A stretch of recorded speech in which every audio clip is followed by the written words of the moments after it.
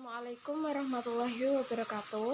Kami dari kelompok 9 akan mempresentasikan tentang biaya perolehan hak atas tanah dan bangunan. Yang pertama, pengertian PBHTB. Perolehan hak atas tanah dan bangunan adalah pajak yang dikenakan atas perolehan hak atas tanah dan bangunan. Yang kedua, subjek PBHTB. Yang menjadi subjek pajak adalah orang pribadi atau badan yang memperoleh hak atas tanah dan bangunan.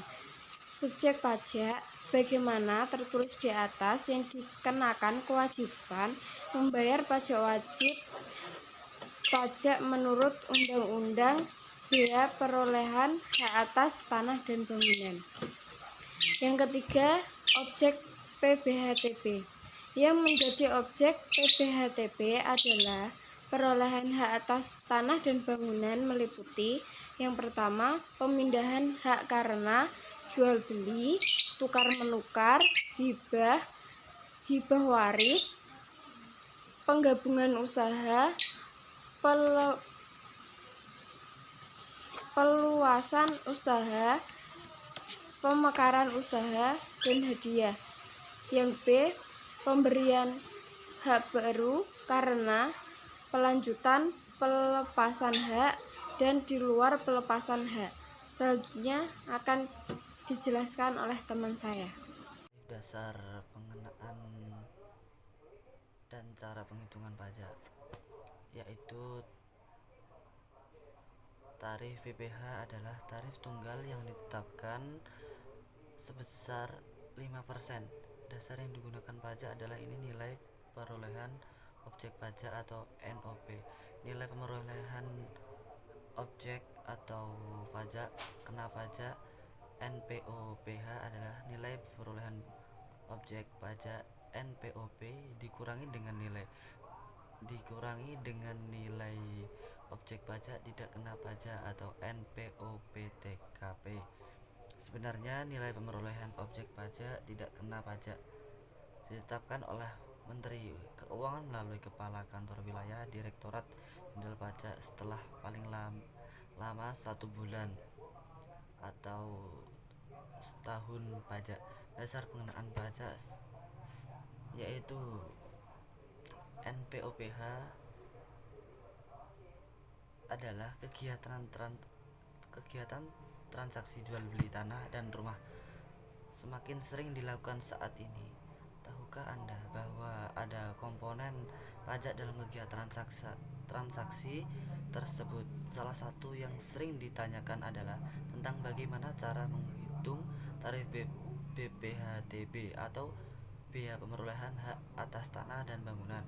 BPHTB sendiri merupakan pungutan atas perolehan hak atas tanah dan atau bangunan. Pungutan ini ditanggung oleh pembeli dan hampir dengan PPh bagian penjual, sehingga pihak penjual dan pembeli sama-sama memiliki tanggung jawab untuk membayar pajak.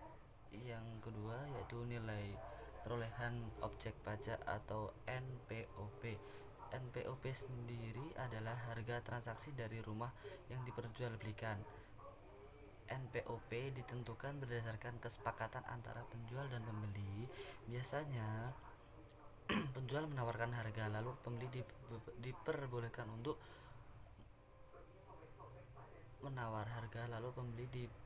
untuk melakukan negosiasi.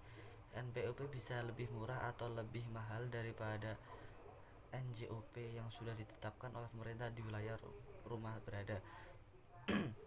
Penanggung pajak dan biaya administrasi jual beli rumah biasanya timbul dari proses jual beli rumah. Tidak semuanya ditanggung oleh penjual. Sejumlah pajak dan biaya administrasi memang harus dibayar oleh pembeli, meski ada pula yang bisa ditanggung kedua pihak. Contohnya adalah PPh yang harus dibayar oleh penjual dan BPHTB yang menjadi kewajiban pembeli. Sementara itu biaya lain seperti bangunan, jasa notaris, biasanya mengecekkan sertifikat dan biaya pindah alih sertifikat bisa dibagikan menjadi tanggung jawab penjual dan pembeli. Yang ketiga yaitu nilai jual objek. atau NJOP. Nilai dasar rumah yang akan diperjualbelikan besarnya NJOP ditetapkan oleh negara dan digunakan untuk dasar penghitungan pajak bumi dan bangunan. Atau negara sudah menetapkan NJOP dan nilainya berbeda untuk setiap wilayah. Biasanya NJOP dapat ditentukan di dalam dokumen pembayaran PBB rumah tersebut. Pengertian PBB sendiri yaitu pengertian pajak bumi dan bangunan. Pajak bumi dan bangunan adalah pungutan atas tanah dan bangunan yang muncul karena adanya keuntungan dan atau mengingat sosial ekonomi bagi seseorang atau badan yang memiliki suatu hak atasnya atau memperoleh manfaat dari kepadanya. Jika dilihat dari sifatnya, pajak bumi dan bangunan merupakan pajak yang bersifat kebedaan. Artinya besaran pajak terutang ditentukan dari keadaan objek yaitu bumi dan atau bangunan, sedangkan keadaan subjeknya tidak ikut menentukan besarnya barang. Mungkin cara penghitungannya adalah NJOP kali luas tanah dan bangunan sama dengan harga dasar rumah, dan bisa cara menghitungnya yaitu rumusnya BPHTB sama dengan tarif pajak kali NPOP dikurangi NPOPTK sama dengan tarif pajak kali NPOPK.